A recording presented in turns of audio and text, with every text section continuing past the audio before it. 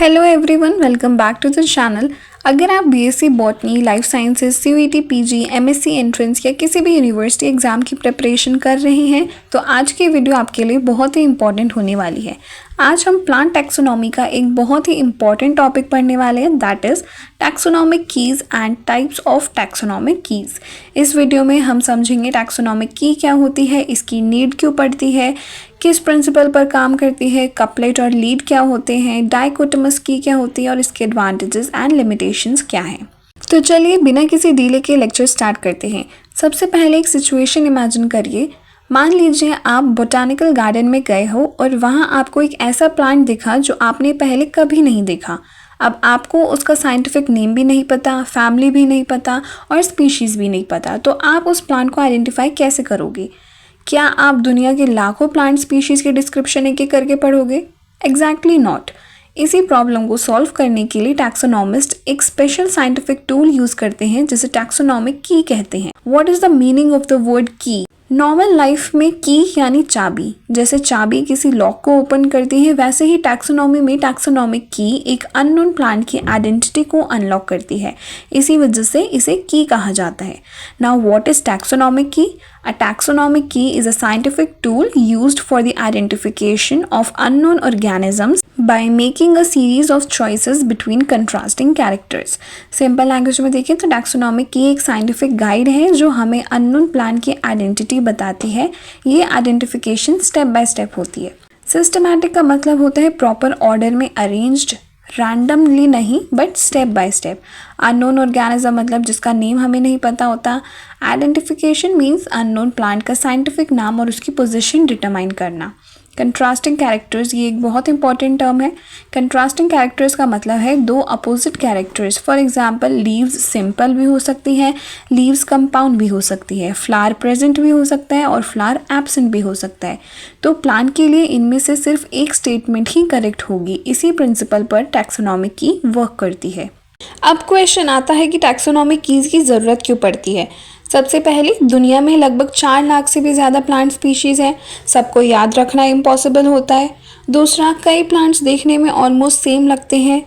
Common names हर reason में change हो जाते हैं। फॉर एग्जांपल एक ही प्लांट का हिंदी नेम अलग हो सकता है और किसी दूसरी स्टेट में लोकल नाम अलग हो सकता है, लेकिन साइंटिफिक आइडेंटिफिकेशन हर जगह सेम होनी चाहिए, इसलिए टैक्सोनॉमिक कीज़ यूज़ की जाती हैं। Next comes the principle of taxonomic की। ये वर्क करती है प्रिंसिपल ऑफ सक्सेसिव एलिमिनेशन पर। What is successive elimination? Successive का मतलब होता है step by step and elimination का मतलब होता है गलत ऑप्शंस को रिमूव करना। मतलब हर स्टेप पर कुछ प्लांट्स एलिमिनेट होते रहते हैं और लास्ट में सिर्फ एक करेक्ट प्लांट बचता है। इसी प्रोसेस को सक्सेसिव एलिमिनेशन कहते हैं। फॉर एग्जाम्पल हमें एक प्लांट आइडेंटिफाई करना है, तो सबसे पहला क्वेश्चन होगा उसके लीव्स सिंपल हैं या लीव्स कंपाउंड हैं। अगर लीव्स सिंपल हैं तो कंपाउंड लीव्स वाले सारे प्लांट्स एलिमिनेट हो जाएंगे। सेकंड क्वेश्चन कि फ्लावर प्रेजेंट है या फ्लावर एब्सेंट है। अगर फ्लावर प्रेजेंट है तो फ्लावर एब्सेंट वाले प्लांट्स एलिमिनेट हो जाएंगे। इसी तरह एक एक करके ऑप्शंस रिमूव होते रहते हैं और फाइनली करेक्ट स्पीशीज मिल जाती है। Now what are the characters used in taxonomic keys? Taxonomic keys बनाते टाइम टैक्सोनॉमिस्ट कौन कौन से कैरेक्टर्स यूज़ करते हैं? सबसे पहला हैबिट। हैबिट मतलब प्लांट का ओवरऑल अपीयरेंस। प्लांट हर्ब है, श्रब है, ट्री है या क्लाइंबर है। Then root characters, tap root, fibrous root, adventitious root या root modifications. Stem characters, stem herbaceous है या वुडी, ग्रीन है या ब्राउन, इरेक्ट है या climbing. Leaf characters, leaves simple है या compound, alternate, opposite, hold, reticulate venation, parallel venation, leaf shape, margin, apex, base, ये सब ऑब्जर्व किए जाते हैं। फ्लावर कैरेक्टर्स, फ्लावर बाइसेक्सुअल है या यूनिसेक्सुअल, एक्टिनोमॉर्फिक है या जाइगोमॉर्फिक, सुपीरियर ओवरी है या इन्फीरियर, पेटल्स फ्यूज्ड हैं या फ्री। फ्रूट कैरेक्टर्स में berry, capsule, legume, pepo, drupe.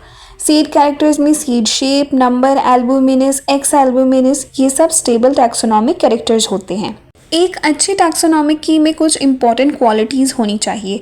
सबसे पहले लैंग्वेज सिंपल होनी चाहिए, कैरेक्टर्स क्लियर और स्टेबल होने चाहिए, कंफ्यूजिंग स्टेटमेंट्स नहीं होने चाहिए, हर स्टेप लॉजिकली अरेंज्ड होना चाहिए और सबसे इम्पॉर्टेंट हर स्टेप पर सिर्फ 2 ऑपोजिट स्टेटमेंट्स होनी चाहिए ताकि user easily correct choice select कर सके। Now the components of a taxonomic की। टैक्सोनॉमिक की के दो इंपॉर्टेंट कंपोनेंट्स होते हैं, कपलेट एंड लीड। कपलेट का मतलब है दो ऑपोजिट स्टेटमेंट्स का pair. For example leaves simple and leaves compound, ये दोनों मिलकर एक कपलेट बनाते हैं। Second is lead. लीड का मतलब है कपलेट के अंदर की हर individual statement. For example leaves simple है वो एक लीड हुई और लीव्स कंपाउंड है वो दूसरी लीड हुई, यानी हर कपलेट में दो लीड्स होती हैं। ये क्वेश्चन यूनिवर्सिटी एग्जाम्स में बहुत पूछा जाता है। देन आते हैं types of taxonomic keys. Taxonomic keys mainly दो टाइप्स की होती हैं, डाइकोटोमस की एंड पॉलीक्लेव या मल्टीपल एक्सेस की। सबसे पहले समझते हैं डाइकोटोमस की। डाई का मतलब होता है टू और कोटोमी का मतलब होता है डिवीजन, यानी हर स्टेप पर सिर्फ दो चॉइसेस मिलेंगी, इसी वजह से इसे डाइकोटोमस की कहते हैं। इसकी डेफिनेशन है कि अ डाइकोटोमस की इज अ टैक्सोनॉमिक की in which each step contains only two contrasting statements and the user selects the one that matches the specimen। मतलब हर स्टेप पर सिर्फ दो ऑप्शंस मिलते हैं और उनमें से एक चूज करना होता है। फॉर एग्जाम्पल स्टेप 1 है कि प्लांट फ्लावरिंग है या नॉन फ्लावरिंग। अगर फ्लावरिंग है तो नेक्स्ट स्टेप में देखेंगे लीव्स सिंपल है या लीव्स कंपाउंड है। फिर नेक्स्ट स्टेप में देखेंगे फ्लावर एक्टिनोमॉर्फिक है या जाइगोमॉर्फिक। इसी तरह लास्ट तक जाते जाते प्लांट आइडेंटिफाई हो जाता है। Now what are the advantages of dichotomous key. ये यूज़ करने में बहुत इजी होती है, बिगिनर्स के लिए बेस्ट होती है, आइडेंटिफिकेशन फास्ट होती है। प्रिंटेड बुक्स और फ्लोराज में सबसे ज़्यादा इसी का यूज़ होता है और ये सिस्टमैटिक आइडेंटिफिकेशन प्रोवाइड करती है। अब एडवांटेजेस के साथ साथ हर किसी की लिमिटेशंस भी होती है। इसके लिमिटेशंस है कि अगर बिगिनिंग में ही गलत ऑप्शन चूज़ कर लिया जाए तो पूरी आइडेंटिफिकेशन गलत हो सकती है। इसमें न्यू स्पीशीज़ ऐड करना डिफ़िकल्ट होता है और अगर कोई प्लांट का कैरेक्टर क्लियरली विजिबल ना हो तो आइडेंटिफिकेशन उसकी मुश्किल हो जाती है। अब सवाल आता है कि क्या हर डाइकोटोमस की एक जैसी होती है? बिल्कुल नहीं। इसके भी दो प्रेजेंटेशन फॉर्म्स होते हैं, इंडेंटेड की और ब्रैकेटेड की, और इनके अलावा एक और मॉडर्न की होती है जिसे पॉलीक्लेव या मल्टीपल एक्सेस की कहते हैं। सबसे पहले बात करते हैं इंडेंटेड की। इंडेंटेड का मतलब होता है थोड़ा अंदर की तरफ लिखा हुआ, यानी इस टाइप की में हर नेक्स्ट स्टेटमेंट को प्रीवियस स्टेटमेंट के नीचे थोड़ा स्पेस छोड़कर लिखा जाता है। इस वजह से पूरी की एक ट्री लाइक स्ट्रक्चर या स्टेप वाइज स्ट्रक्चर जैसी दिखती है।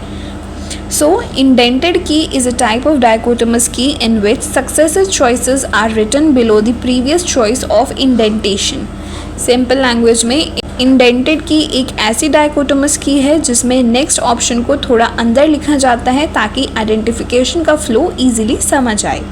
इसके एडवांटेजेस हैं कि ये पढ़ने में बहुत इजी होती है, आइडेंटिफिकेशन का फ्लो क्लियरली दिखाई देता है, बिगिनर्स के लिए सबसे इजी फॉर्मेट माना जाता है और ट्री जैसी अरेंजमेंट होने की वजह से कन्फ्यूजन कम होता है।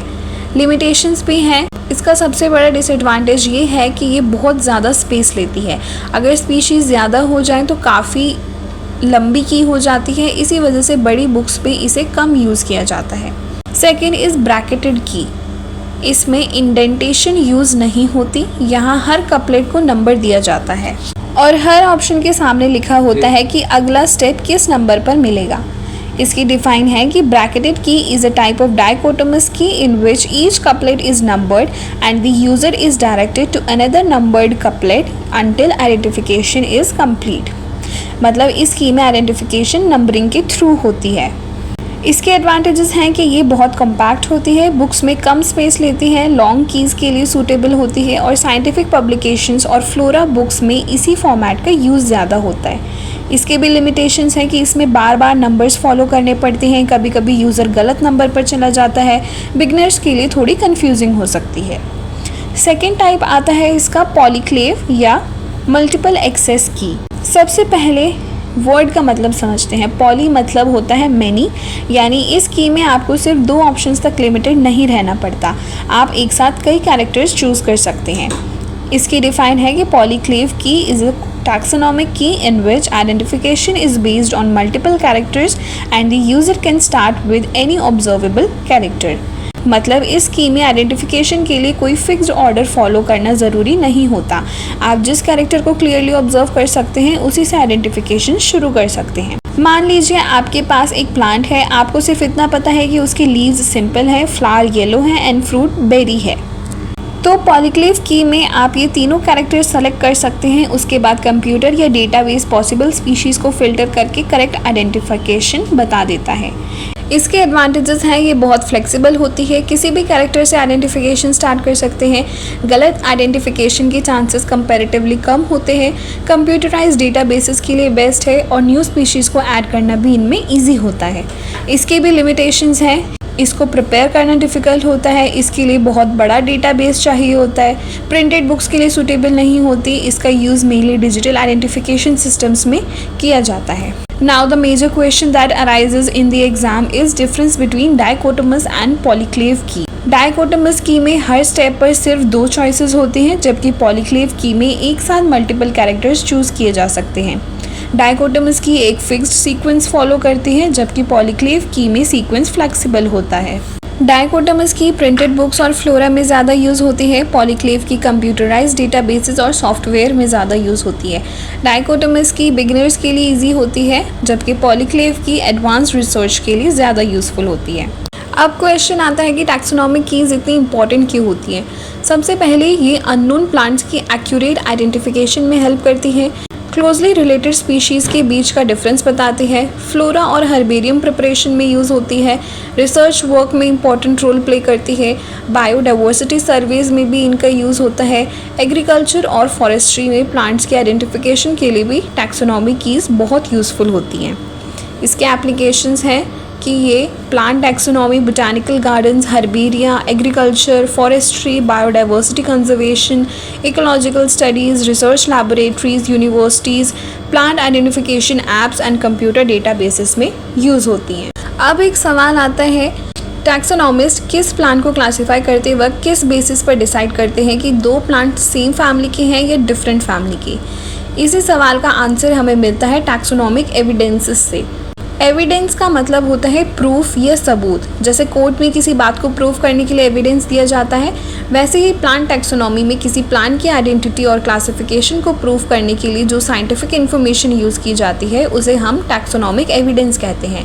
यानी टैक्सोनॉमिक एविडेंस हमें ये बताता है कि कोई प्लांट किस फैमिली, जीनस या स्पीशीज़ से बिलोंग करता है। So, taxonomic evidences are the scientific characters or sources of information used for the identification, classification and determination of evolutionary relationships among the plants. Simple words में देखें तो taxonomic evidences वो scientific characters हैं जिन्हें observe करके botanist plants की सही identification और क्लासिफिकेशन करते हैं। यहाँ एवोल्यूशनरी रिलेशनशिप का मतलब है कि कौन से प्लांट्स एक कॉमन एंसेस्टर से इवॉल्व हुए हैं, यानी किन प्लांट्स का आपस में एवोल्यूशनरी कनेक्शन है। नीड क्या है टैक्सोनॉमिक एविडेंसेस की? सबसे पहला रीज़न, कई प्लांट्स बाहर से बिल्कुल सेम दिखते हैं लेकिन जेनेटिकली वो डिफरेंट होते हैं। दूसरा कि कई बार एनवायरनमेंट की वजह से प्लांट का अपीयरेंस चेंज हो जाता है लेकिन उसके क्रोमोसोम्स और डीएनए में कोई चेंज नहीं होता। साइंटिफिक क्लासिफिकेशन एक्यूरेट होनी चाहिए, सिर्फ देखकर ही क्लासिफिकेशन करना रिलायबल नहीं होता। इवोल्यूशनरी रिलेशनशिप समझने के लिए डिफरेंट एविडेंसेस को कंबाइन करना ज़रूरी होता है, इसीलिए टैक्सोनॉमिस्ट एक ही एविडेंस पर डिपेंड नहीं करते। वो मॉर्फोलॉजी, पोलन, क्रोमोसोम्स, केमिकल्स और डीएनए सबको स्टडी करके फाइनल क्लासिफिकेशन डिसाइड करते हैं। Now types of taxonomic evidences. Plant taxonomy में mainly 5 important evidences यूज़ किए जाते हैं, which are morphological evidence, palynological evidence, cytological evidence, phytochemical evidence and molecular evidence. सबसे पहले मॉर्फोलॉजिकल एविडेंस। मॉर्फोलॉजी का मतलब होता है एक्सटर्नल फॉर्म एंड स्ट्रक्चर, यानी प्लांट बाहर से कैसा दिखता है, जैसे stem, leaves, roots, flowers, fruits, seeds, ये सब मॉर्फोलॉजी के अंडर आते हैं। जब हम इन एक्सटर्नल कैरेक्टर्स के बेसिस पर प्लांट की आइडेंटिफिकेशन और क्लासिफिकेशन करते हैं उसे मॉर्फोलॉजिकल एविडेंस कहते हैं। इसकी प्रॉपर डेफिनेशन है कि morphological evidence is the taxonomic information obtain from the external structure and visible characteristics of plants. मतलब प्लांट के बाहर दिखने वाले कैरेक्टर्स को ऑब्जर्व करके उसके आइडेंटिफिकेशन करना ही मॉर्फोलॉजिकल एविडेंस कहलाता है। Why is it called the oldest evidence? सबसे पहले के बॉटनिस्ट के पास माइक्रोस्कोप नहीं था, डीएनए सीक्वेंसिंग नहीं थी, पीसीआर नहीं था, इसलिए वो सिर्फ प्लांट को ऑब्जर्व करते थे और उसके एक्सटर्नल कैरेक्टर्स कंपेयर करके क्लासिफिकेशन करते थे। इसी वजह से मॉर्फोलॉजिकल एविडेंस को oldest and most traditional taxonomic evidence माना जाता है। इसमें जो एक्सटर्नल कैरेक्टर्स ऑब्जर्व किए गए वो थे हैबिट, हैबिट का मतलब होता है प्लांट का ओवरऑल ग्रोथ फॉर्म, जैसे हर्ब है, श्रब है, ट्री है, क्लाइंबर है, ये सब हैबिट के एग्जाम्पल्स हैं। हैबिट से इनिशियल आइडेंटिफिकेशन में काफ़ी हेल्प मिलती है। सेकेंड इज़ रूट सिस्टम, जैसे टैप रूट है, फाइब्रस, एडवेंटिशियस या रूट मॉडिफिकेशंस है। For example radish and turnip में स्टोरेज टैप रूट होता है। थर्ड वो स्टेम कैरेक्टर्स, स्टेम हर्बेशियस है या वुडी, ग्रीन है या ब्राउन, इरेक्ट है या climbing, underground stem modification present है या नहीं। फॉर एग्जांपल पोटैटो में स्टेम ट्यूबर होता है। Fourth was leaf characters, leaves simple हैं या कंपाउंड अरेंजमेंट उनका ऑल्टरनेट, ऑपोजिट, होल्ड, विनेशन उनका reticulate, parallel, leaf shape, margin, apex, base, ये सब इंपॉर्टेंट टैक्सोनॉमिक कैरेक्टर्स हैं। फिफ्थ इज़ इन्फ्लोरेसेंस, सबसे पहले टर्म समझते हैं इन्फ्लोरेसेंस का मतलब। स्टेम पर फ्लावर्स का अरेंजमेंट, जैसे रेसेमे, स्पाइक, अम्बल, साइम, कैपिटुलम, डिफरेंट फैमिलीज़ की डिफरेंट इन्फ्लोरेसेंस होती है, इसीलिए ये क्लासिफिकेशन में बहुत इंपॉर्टेंट रोल प्ले करती है। Then floral characters, flower taxonomy का सबसे इंपॉर्टेंट पार्ट होता है। टैक्सोनॉमिस्ट ऑब्जर्व करते हैं कि फ्लावर बाइसेक्सुअल है या यूनिसेक्सुअल, एक्टिनोमॉर्फिक है या जाइगोमॉर्फिक, पेटल्स फ्री हैं या फ्यूज्ड, स्टेमिन्स कितने हैं, कार्पल्स कितने हैं, ओवरी सुपीरियर है या इन्फीरियर। फ्लोरल फार्मूला और फ्लोरल डायग्राम भी इसी बेसिस पर बनते हैं। Seventh is fruit characters, fruit किस टाइप का है, बेरी है, कैप्सूल है, लेग्यूम है, पीपो, ड्रूप, सिलिक्वा, सिपसेला, ये कैरेक्टर्स फैमिली आइडेंटिफिकेशन में बहुत यूजफुल होते हैं। Then seed characters which include seed का शेप, साइज, नंबर, एल्बुमिनस है या एक्स एल्बुमिनस, एम्ब्रियो का स्ट्रक्चर, ये सब इम्पॉर्टेंट मॉर्फोलॉजिकल एविडेंस का पार्ट है। अब आते हैं इम्पॉर्टेंस। ये फील्ड आइडेंटिफिकेशन का सबसे पहला मेथड है। हर्बेरियम प्रिपेयर करते वक्त मॉर्फोलॉजी ऑब्जर्व की जाती है।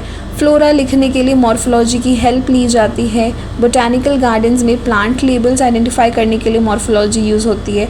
और बिगिनर्स के लिए टैक्सोनॉमी सीखने का सबसे ईजी मेथड भी मॉर्फोलॉजिकल एविडेंस ही है। इसके कुछ एडवांटेजेस हैं, ये ऑब्जर्व करना बहुत ईजी है, इसके लिए एक्सपेंसिव इंस्ट्रूमेंट्स की ज़रूरत नहीं होती, फील्ड स्टडीज़ के लिए बेस्ट मेथड है, फास्ट आइडेंटिफिकेशन पॉसिबल होती है, कॉस्ट इफेक्टिव होता है और ट्रेडिशनल टैक्सोनॉमी का फाउंडेशन इसी एविडेंस पर बेस्ड है। हर मेथड की तरह इसकी भी कुछ लिमिटेशंस हैं। कभी कभी अनरिलेटेड प्लांट एनवायरनमेंट की वजह से सेम जैसे दिखने लगते हैं। इस कंडीशन को कन्वर्जेंट इवोल्यूशन कहते हैं। यहाँ कन्वर्जेंट का मतलब है अलग एंसेस्ट्री होने के बाद भी सिमिलर अपीयरेंस डेवलप हो जाना। दूसरी तरफ क्लोजली रिलेटेड प्लांट्स का अपीयरेंस डिफरेंट भी हो सकता है। इन्वायरमेंटल फैक्टर्स जैसे लाइट, टेम्परेचर और वाटर मॉर्फोलॉजी को अफेक्ट कर सकते हैं, इसलिए सिर्फ मॉर्फोलॉजिकल एविडेंस के बेसिस पर इवोल्यूशनरी रिलेशनशिप एक्यूरेटली डिसाइड नहीं किया जा सकता। इसी वजह से मॉडर्न टैक्सोनॉमी में मॉर्फोलॉजिकल एविडेंस को बाकी एविडेंसेस के साथ कंबाइन कर यूज़ किया जाता है। अब एक बहुत इंपॉर्टेंट टर्म समझते हैं जो यूनिवर्सिटी एग्जाम्स में काफ़ी बार पूछा जाता है, that is phenotypic plasticity. Phenotype का मतलब होता है किसी ऑर्गेनिज्म का विजिबल अपीयरेंस, यानी जो कैरेक्टरिस्टिक्स हमें बाहर से दिखते हैं, और प्लास्टिसिटी का मतलब होता है चेंज होने की एबिलिटी। तो फिनोटिपिक प्लास्टिसिटी का मतलब हुआ एनवायरनमेंट के अकॉर्डिंग प्लांट के एक्सटर्नल कैरेक्टर्स का चेंज हो जाना बिना उसके जीन्स के चेंज हुए। मतलब एक ही स्पीशीज़ के दो प्लांट्स अगर अलग अलग एनवायरमेंटल कंडीशंस में ग्रो करें तो उनका अपीयरेंस डिफरेंट हो सकता है, लेकिन जेनेटिकली दोनों सेम होते हैं। फॉर एग्जाम्पल, मान लीजिए एक प्लांट को फुल सनलाइट मिल रही है और दूसरा प्लांट शेड में ग्रो कर रहा है, तो सनलाइट वाले प्लांट की लीव्स छोटी और मोटी हो सकती हैं, जबकि शेड वाले प्लांट की लीव्स बड़ी और पतली हो सकती हैं। दोनों देखने में डिफरेंट लगते हैं लेकिन जेनेटिकली सेम स्पीशीज़ के होते हैं। इसी फिनोमिना को फिनोटिपिक प्लास्टिसिटी कहते हैं। देन आता है लिमिटेड इवोल्यूशनरी इन्फॉर्मेशन। इसका मतलब है कि सिर्फ एक्सटर्नल कैरेक्टर्स देखकर हम किसी प्लांट की इवोल्यूशनरी हिस्ट्री या एंसेस्ट्री को एक्यूरेटली डिटरमाइन नहीं कर सकते। कई बार दो अनरिलेटेड प्लांट्स सेम एनवायरनमेंट में रहते रहते सिमिलर अपीयरेंस डेवलप कर लेते हैं। ये कन्वर्जेंट इवोल्यूशन की वजह से होता है, और कभी कभी क्लोजली रिलेटेड प्लांट्स का अपीयरेंस डिफरेंट भी हो सकता है, इसलिए मॉर्फोलॉजी हमेशा ट्रू इवोल्यूशनरी रिलेशनशिप नहीं बताती। इसी वजह से मॉडर्न टैक्सोनॉमी में मॉर्फोलॉजिकल एविडेंस को साइटोलॉजिकल, मॉलिक्यूलर और फाइटोकेमिकल एविडेंसेस के साथ कंबाइन करके यूज़ किया जाता है। देन आते हैं एप्लीकेशंस ऑफ मॉर्फोलॉजिकल एविडेंस। इसका यूज़ होता है अननोन प्लांट्स के आइडेंटिफिकेशन में, प्लांट्स की क्लासिफिकेशन करने में, हर्बेरियम स्पेसिमेंट्स को आइडेंटिफाई और अरेंज करने में, फ्लोरा लिखने के लिए प्लांट डिस्क्रिप्शंस प्रिपेयर करने में, बोटानिकल गार्डन्स में प्लांट की आइडेंटिफिकेशन और लेबलिंग के लिए, फील्ड सर्वेज और बायोडाइवर्सिटी स्टडीज़ में, एग्रीकल्चर और फॉरेस्ट्री में इकोनॉमिकली इंपॉर्टेंट प्लांट्स की पहचान के लिए, और टीचिंग एंड प्रैक्टिकल क्लासेस में जहां स्टूडेंट सबसे पहले एक्सटर्नल मॉर्फोलॉजी ही स्टडी करते हैं। अब बात करते हैं सेकंड एविडेंस की, विच इज़ पैलिनोलॉजिकल एविडेंस। इस एविडेंस में हम प्लांट के फ्लावर्स को नहीं बल्कि उनके पोलन ग्रेन्स को स्टडी करते हैं। सबसे पहले पैलिनोलॉजी वर्ड का मीनिंग समझते हैं। ये वर्ड ग्रीक लैंग्वेज के वर्ड पैलिनोस से आया है, जिसका मतलब होता है डस्ट या फाइन पाउडर। यहाँ डस्ट का रेफरेंस पोलन ग्रेन से है क्योंकि पोलन बहुत छोटे और पाउडर जैसा दिखाई देते हैं। पैलिनोलॉजी बायोलॉजी की वो ब्रांच है जो पोलन ग्रेन्स और स्पोर्स को स्टडी करती है। और जब टैक्सोनॉमी में पोलन के कैरेक्टर्स का यूज़ आइडेंटिफिकेशन और क्लासिफिकेशन के लिए किया जाता है, उसे हम पैलिनोलॉजिकल एविडेंस कहते हैं। So its definition is palynological evidence is the taxonomic information obtained from the study of pollen grains and spores for the identification and classification of plants। मतलब प्लांट के पोलन ग्रेन्स के स्ट्रक्चर और characteristics को observe करके classification करना ही palynological evidence कहलाता है। Now why are pollen grains important? Taxonomist flowers या लीफ की जगह पोलन को ही क्यों स्टडी करते हैं? रीज़न ये है कि पोलन ग्रेन्स के कैरेक्टर्स बहुत स्टेबल होते हैं, एनवायरनमेंट का इन पर बहुत कम इफेक्ट पड़ता है, इसलिए पोलन एक रिलायबल टैक्सोनॉमिक कैरेक्टर माना जाता है। हर फैमिली, जीनस और कई बार स्पीशीज़ का पोलन स्ट्रक्चर अलग होता है, इसी वजह से पोलन आइडेंटिफिकेशन में बहुत यूज़फुल होता है। Structure of a pollen grain देखें तो एक पोलन ग्रेन मेनली 2 वॉल से बना होता है, एक्साइन एंड इंटाइन। एक्साइन सबसे बाहर वाली वॉल को एक्साइन कहते हैं। ये बहुत हार्ड और रेजिस्टेंट लेयर होती है। एक्साइन स्पोरोपोलिनिन नाम के सब्सटेंस से बनी होती है। स्पोरोपोलिनिन एक बहुत ही स्ट्रॉन्ग बायोपॉलीमर है। इसकी सबसे खास बात यह है कि ये हीट, केमिकल्स, एसिड्स और एंजाइम से इजीली डिस्ट्रॉय नहीं होता। इसी वजह से पोलन ग्रेन्स लाखों साल तक फॉसिल्स के फॉर्म में प्रिजर्व रह सकते हैं। ये फीचर रिवोल्यूशनरी स्टडीज़ में भी बहुत इंपॉर्टेंट माना जाता है। Second is intine. एक्साइन के अंदर वाली सॉफ्ट वॉल को इंटाइन कहते हैं। ये सेलुलोज और पेक्टिन से बनी होती है। पोलन जर्मिनेशन के टाइम पोलन ट्यूब इसी लेयर से डेवलप होती है। अब क्वेश्चन आता है कि जब टैक्सोनॉमिस्ट पोलन ग्रेन को माइक्रोस्कोप के नीचे देखते हैं तो वो एग्जैक्टली ऑब्जर्व क्या करते हैं? क्या सिर्फ पोलन का कलर ही दिखता है? बिल्कुल नहीं। एक पोलन ग्रेन के बहुत सारे कैरेक्टर स्टडी किए जाते हैं। चलिए उनको एक एक करके समझते हैं। सबसे पहला इस पोलन साइज़। टैक्सोनॉमिस्ट सबसे पहले पोलन ग्रेन का साइज़ मेजर करते हैं। कुछ प्लांट्स के पोलन ग्रेन्स बहुत छोटे होते हैं जबकि कुछ के कंपैरेटिवली बड़े होते हैं।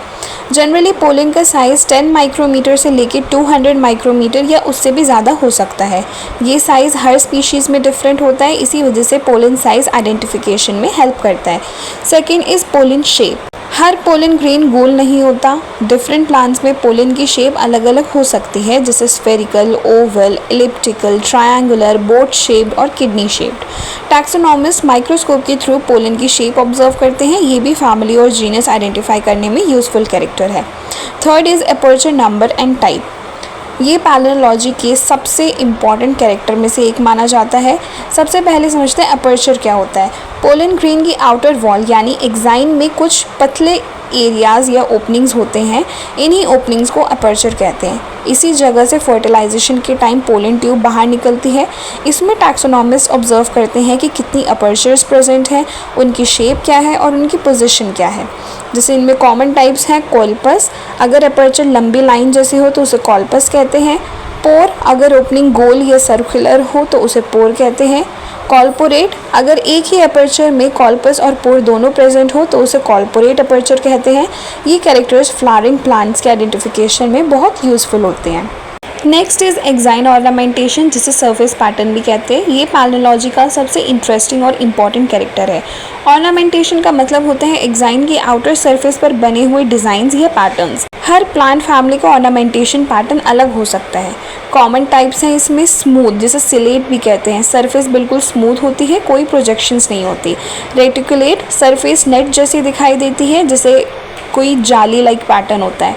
एकिनेट सरफेस पर कांटे या स्पाइंस होते हैं, ये सनफ्लावर फैमिली के पोलन में कॉमनली देखा जाता है।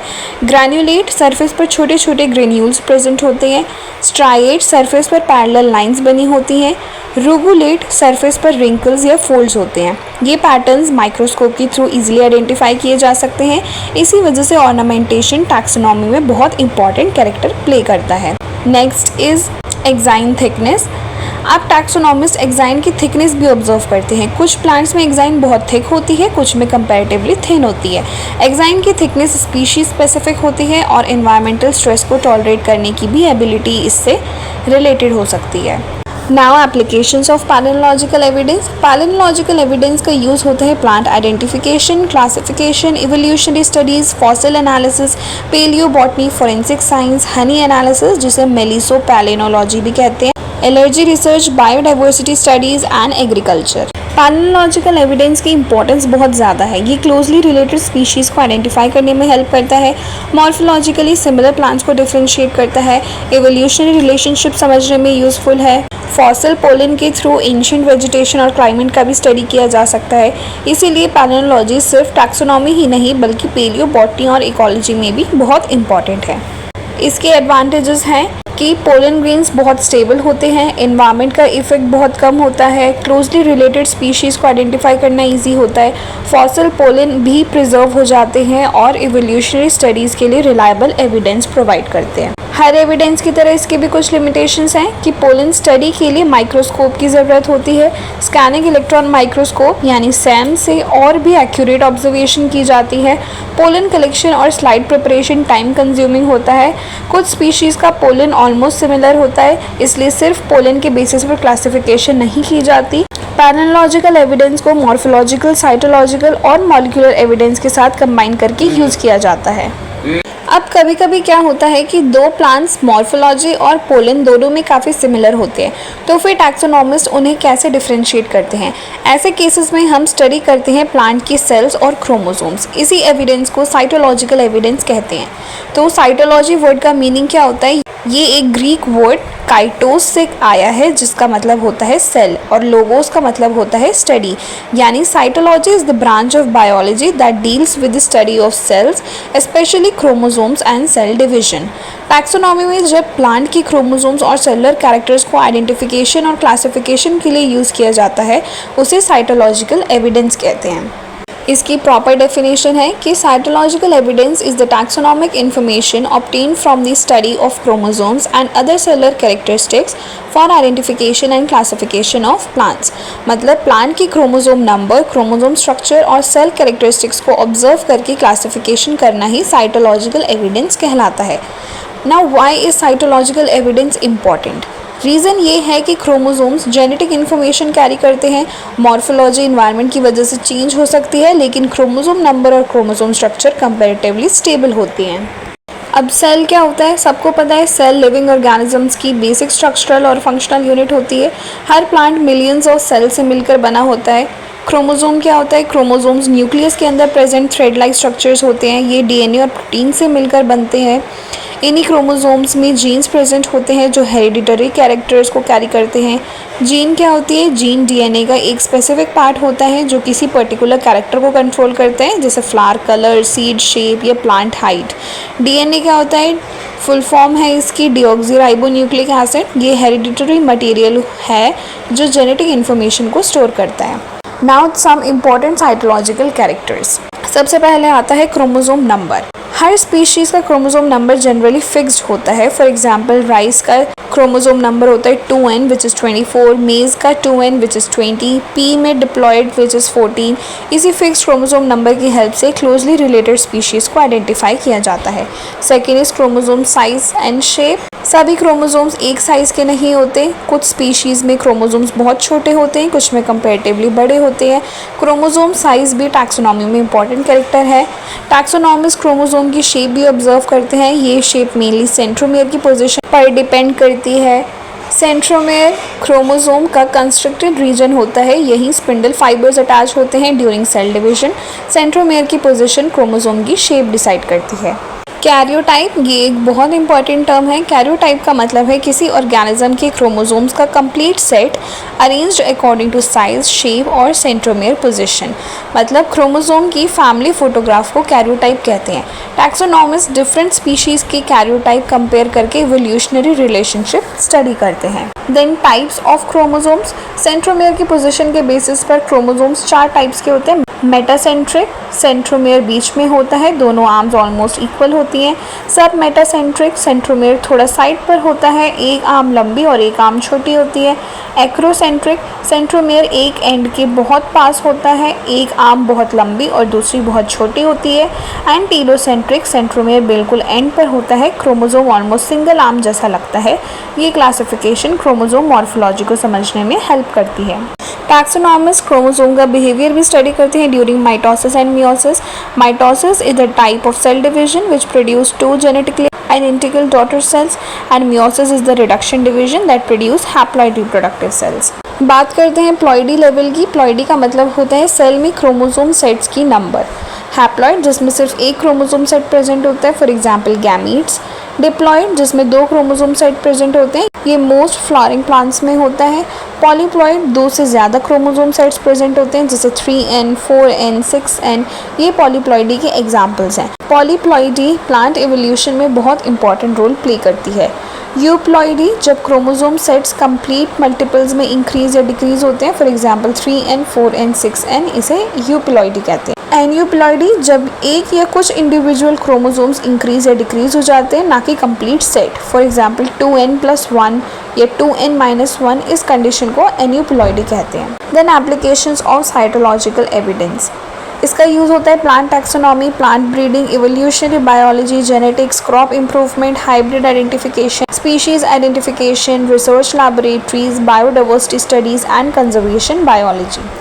इसके इंपॉर्टेंस है कि क्लोजली रिलेटेड स्पीशीज़ आइडेंटिफाई होती हैं, इवोल्यूशनरी रिलेशनशिप समझने में हेल्प मिलती है, हाइब्रिड प्लांट्स आइडेंटिफाई किए जा सकते हैं, स्पीसिएशन को समझने में हेल्प मिलती है, प्लांट ब्रीडिंग में बहुत इंपॉर्टेंट रोल है और क्रोमोसोम एबनॉर्मेलिटीज़ भी डिटेक्ट की जा सकती हैं। एडवांटेजेस हैं कि क्रोमोसोम कैरेक्टर्स स्टेबल होते हैं, एनवायरनमेंट का इफेक्ट बहुत कम होता है, इवोल्यूशनरी रिलेशनशिप एक्यूरेटली समझने में हेल्प मिलती है, क्लोजली रिलेटेड स्पीशीज़ डिफ्रेंशिएट की जा सकती हैं और मॉडर्न टैक्सोनॉमी में बहुत रिलायबल एविडेंस माना जाता है। लिमिटेशंस हैं कि क्रोमोसोम स्टडी के लिए माइक्रोस्कोप और लैबोरेटरी की ज़रूरत होती है, स्पेशल स्टेनिंग टेक्निक्स यूज़ करनी पड़ती है, सैम्पल प्रिपरेशन डिफ़िकल्ट होती है, हर प्लांट में डिवाइडिंग सेल्स इजीली अवेलेबल नहीं होते, ये मेथड टाइम कंज्यूमिंग और कंपेरेटिवली एक्सपेंसिव भी है। इसीलिए साइटोलॉजिकल एविडेंस को मॉर्फोलॉजिकल, पैलिनोलॉजिकल एंड फाइटोकेमिकल और मॉलिक्यूलर एविडेंस के साथ कंबाइन करके यूज़ किया जा सकता है। अब कई बार ऐसा होता है कि मॉर्फोलॉजी, पोलन और क्रोमोसोम्स भी क्लोजली रिलेटेड स्पीशीज़ में काफ़ी सिमिलर होते हैं, तो फिर टैक्सोनॉमिस्ट उन्हें एक्यूरेटली आइडेंटिफाई कैसे करते हैं? ऐसे केसेस में साइंटिस्ट प्लांट के अंदर नेचुरली प्रेजेंट केमिकल कंपाउंड्स का स्टडी करते हैं। इसी एविडेंस को फाइटोकेमिकल एविडेंस कहते हैं। सबसे पहले वर्ड समझते हैं। फाइटो का मतलब होता है प्लांट और केमिकल का मतलब होता है केमिकल कंपाउंड्स। इसलिए फाइटोकेमिस्ट्री बायोलॉजी की वो ब्रांच है जो प्लांट्स में नेचुरली प्रेजेंट केमिकल सब्सटेंसेस का स्टडी करती है। जब इन केमिकल्स का यूज़ प्लांट आइडेंटिफिकेशन और क्लासिफिकेशन के लिए किया जाता है, उसे हम फाइटोकेमिकल एविडेंस कहते हैं। So, phytochemical evidence is the taxonomic information obtained from the study of naturally occurring chemical compounds present in plants for their identification, classification and evolutionary relationships। मतलब प्लांट्स के अंदर नेचुरली प्रेजेंट केमिकल्स को study करके उनकी classification करना ही phytochemical evidence कहलाता है। So why are plant chemicals important? Reason ये है कि हर प्लांट अपने मेटाबॉलिज्म के दौरान डिफरेंट केमिकल्स प्रोड्यूस करता है। कई केमिकल्स सिर्फ कुछ पर्टिकुलर फैमिलीज़ या जेनेरा में ही मिलते हैं, इसलिए ये केमिकल्स प्लांट की केमिकल फिंगरप्रिंट की तरह काम करते हैं। जिस तरह हर इंसान के फिंगरप्रिंट्स यूनिक होते हैं, वैसे ही प्लांट्स की केमिकल प्रोफाइल्स भी यूनिक होते हैं। इसी वजह से फाइटोकेमिकल्स टैक्सोनॉमी में बहुत इंपॉर्टेंट एविडेंस माना जाता है। अब देखते हैं टैक्सोनॉमिस्ट कौन कौन से केमिकल्स ऑब्जर्व करते हैं। सबसे पहला है अल्कलॉइड्स।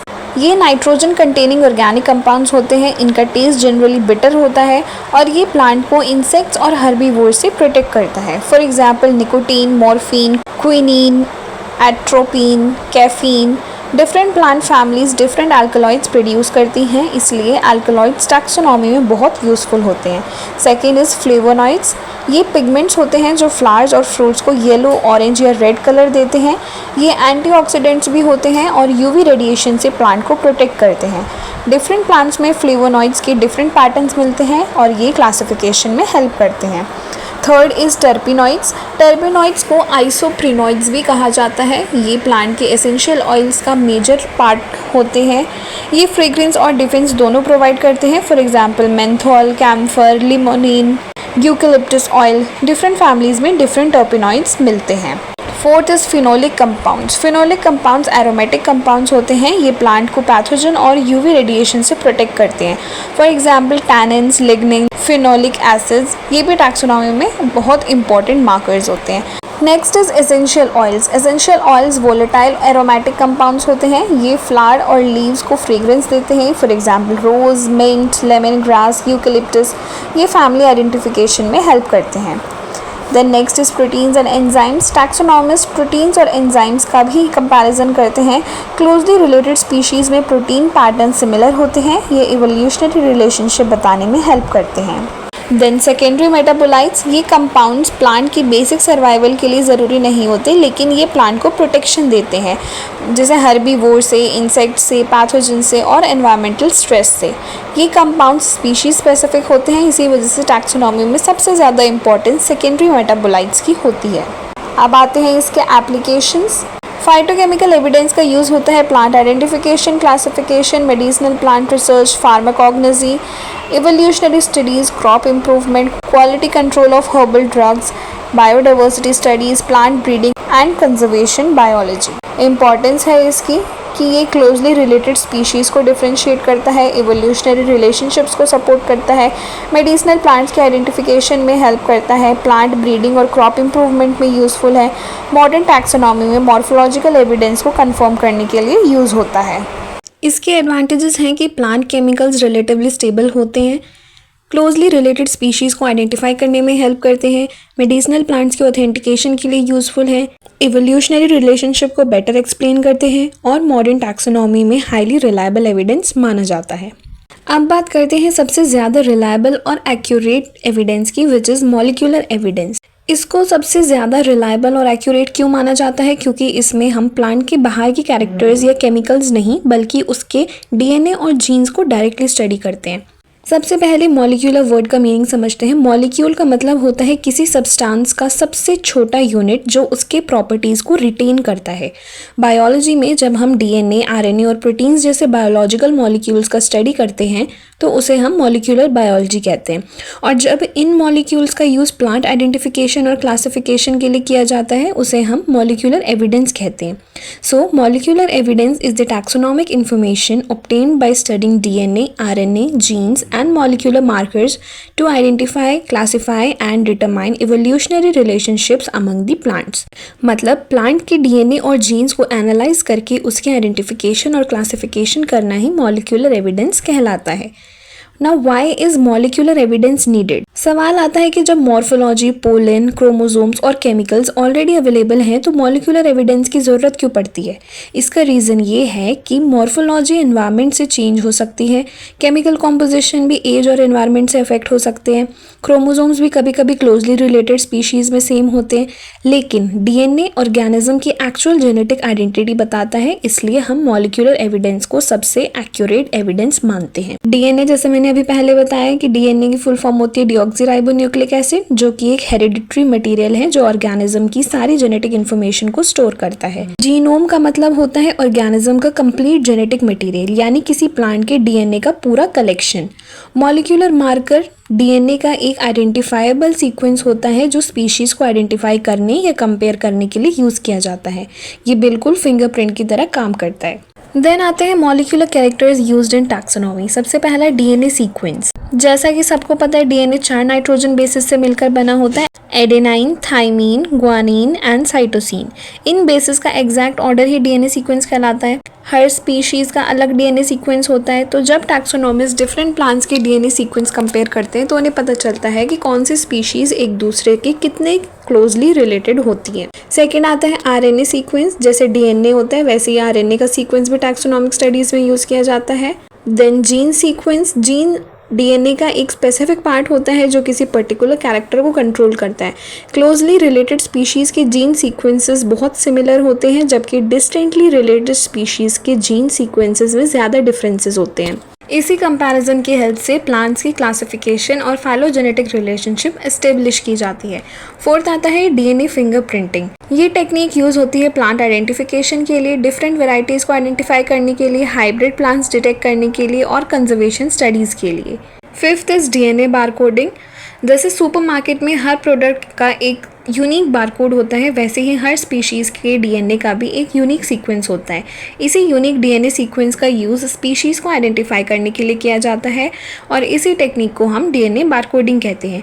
प्लांट्स में सबसे कॉमनली यूज़ होने वाले डीएनए बारकोड जीन्स होते हैं आरबीसीएल जीन और एमएटीके जीन। ये जीन्स प्लांट स्पीशीज़ की एक्यूरेट आइडेंटिफिकेशन के लिए वाइडली यूज़ किए जाते हैं।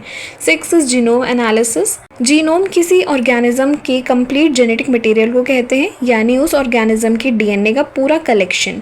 जब टैक्सोनॉमिस्ट पूरे जीनोम का स्टडी करते हैं तो उन्हें स्पीशीज़ के इवोल्यूशनरी रिलेशनशिप और जेनेटिक डाइवर्सिटी को और भी एक्यूरेटली समझने में हेल्प मिलती है। इसी प्रोसेस को हम जीनोम एनालिसिस कहते हैं। And the last one is protein sequence analysis. Protein gene की इन्फॉर्मेशन के बेसिस पर बनते हैं, इसलिए क्लोजली रिलेटेड स्पीशीज़ के प्रोटीन्स भी काफ़ी सिमिलर होते हैं। जब डिफरेंट स्पीशीज़ के प्रोटीन सीक्वेंसेस कंपेयर किए जाते हैं तो उनके इवोल्यूशनरी रिलेशनशिप को डिटरमाइन करना और भी ज़्यादा ईजी हो जाता है। इसी प्रोसेस को हम प्रोटीन सीक्वेंस एनालिसिस कहते हैं। नेक्स्ट आता है इंपॉर्टेंट मॉलिक्यूलर टेक्निक्स, जिसमें सबसे पहले आता है PCR which is polymerase chain reaction. ये एक लैबोरेटरी टेक्निक है जिसका यूज़ डीएनए की मिलियंस ऑफ कॉपीज़ बनाने के लिए किया जाता है। अगर डीएनए बहुत कम क्वांटिटी में अवेलेबल हो तो पीसीआर उस डीएनए को एम्पलीफाई कर देता है ताकि उसका एनालिसिस आसानी से किया जा सके। इसी वजह से पीसीआर मॉलिक्यूलर टैक्सोनॉमी का एक इम्पॉर्टेंट टूल है। दूसरा है डीएनए सीक्वेंसिंग। डीएनए 4 न्यूक्लियोटाइड से बना होता है, ये सबको ही पता है। Adenine, thymine, guanine and cytosine. इन न्यूक्लियोटाइड्स का एग्जैक्ट ऑर्डर डिटरमाइन करने की प्रोसेस को हम डीएनए सीक्वेंसिंग कहते हैं। डीएनए सीक्वेंस कंपेयर करके टैक्सोनॉमिस्ट स्पीशीज़ के बीच जेनेटिक सिमिलैरिटी और इवोल्यूशनरी रिलेशनशिप को समझते हैं। Third is gel electrophoresis. Gel electrophoresis is a laboratory technique used to separate DNA fragments according to their size by passing them through a gel under the influence of an electric current. मतलब ये एक technique है जिसमें DNA के fragments को उनके size के according अलग किया जाता है। ये कैसे वर्क करता है? सबसे पहले एगरोस जेल प्रिपेयर किया जाता है। इस जेल में छोटे छोटे पोर्स होते हैं। रेस्ट्रिक्शन एंजाइम से कट किए गए डीएनए फ्रैगमेंट्स को जेल के वेल्स में लोड किया जाता है। उसके बाद इलेक्ट्रिक करंट पास किया जाता है। डीएनए नेगेटिवली चार्ज होता है, तो जो डीएनए फ्रैगमेंट्स होते हैं वो नेगेटिव इलेक्ट्रोड से पॉजिटिव इलेक्ट्रोड की तरफ मूव करते हैं। अब यहाँ एक इंटरेस्टिंग बात है कि स्मॉल डीएनए फ्रैगमेंट्स जेल के पोर्स से जल्दी निकल जाते हैं और ज़्यादा डिस्टेंस ट्रैवल करते हैं, जबकि large DNA fragments slowly move करते हैं और कम डिस्टेंस ट्रैवल करते हैं। इस तरह डीएनए फ्रैगमेंट्स साइज़ के अकॉर्डिंग सेपरेट हो जाते हैं। बाद में उनको यूवी लाइट के थ्रू डीएनए बैंड्स को ऑब्जर्व किया जाता है और ये बैंड्स हर स्पीशीज़ का यूनिक पैटर्न दिखाती हैं। फोर्थ इसमें आता है restriction enzyme analysis. Restriction enzyme को मॉलिक्यूलर सिजर्स भी कहा जाता है। ये स्पेशल एंजाइम्स होते हैं जो डीएनए को स्पेसिफिक रिकॉग्निशन साइट्स पर जाकर कट करते हैं, यानी ये डीएनए को कहीं भी रैंडमली कट नहीं करते बल्कि एक पर्टिकुलर डीएनए सीक्वेंस को पहचानकर वहीं पर कट करते हैं। इसी वजह से इनको हम रेस्ट्रिक्शन एंडोन्यूक्लियेसेस भी कहते हैं। ये मॉलिक्यूलर टैक्सोनॉमी में क्लोजली रिलेटेड स्पीशीज और इवोल्यूशनरी रिलेशनशिप्स को स्टडी करने के लिए बहुत यूजफुल टेक्निक है। अब बात करते हैं इसके एप्लीकेशंस की।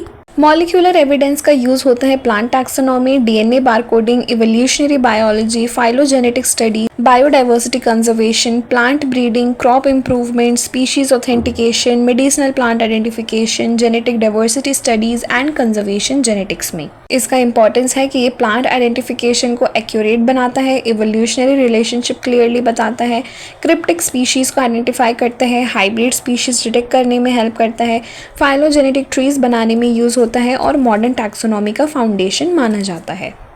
देन इसके एडवांटेजेस, ये सबसे एक्यूरेट एविडेंस है, इन्वायरमेंट से ऑलमोस्ट अनअफेक्टेड होता है, क्लोजली रिलेटेड स्पीशीज़ को भी आइडेंटिफाई कर सकता है, इवोल्यूशनरी हिस्ट्री क्लियरली बताता है, रेयर और एंडेंजर्ड स्पीशीज़ के आइडेंटिफिकेशन में यूज़फुल है और world wide accepted modern taxonomic method है।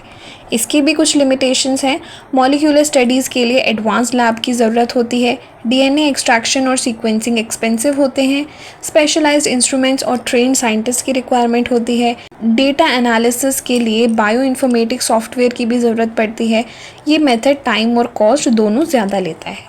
अब सारे एविडेंस को अगर हम कंपेयर करके देखें तो मॉर्फोलॉजिकल एविडेंस एक्सटर्नल कैरेक्टर्स पर बेस्ड होता है, पैलिनोलॉजिकल एविडेंस पोलन ग्रेन्स पर बेस्ड होता है, साइटोलॉजिकल एविडेंस क्रोमोसोम्स पर बेस्ड होता है, फाइटोकेमिकल एविडेंस प्लांट केमिकल्स पर बेस्ड होता है और मॉलिक्यूलर एविडेंस डायरेक्टली डीएनए और जीन्स पर बेस्ड होता है। इसी वजह से मॉलिक्यूलर एविडेंस को सबसे ज़्यादा एक्यूरेट एंड रिलायबल माना जाता है। सो फ्रेंड्स, इसी के साथ हमने प्लांट टैक्सोनॉमी का एक बहुत ही इंपॉर्टेंट सेक्शन कंप्लीट किया है which included taxonomic keys and taxonomic evidences. So I hope ये लेक्चर आपके लिए हेल्पफुल रहा हो। प्लीज़ चैनल को लाइक, शेयर और सब्सक्राइब ज़रूर करें। मिलते हैं नेक्स्ट वीडियो में। Thank you for watching.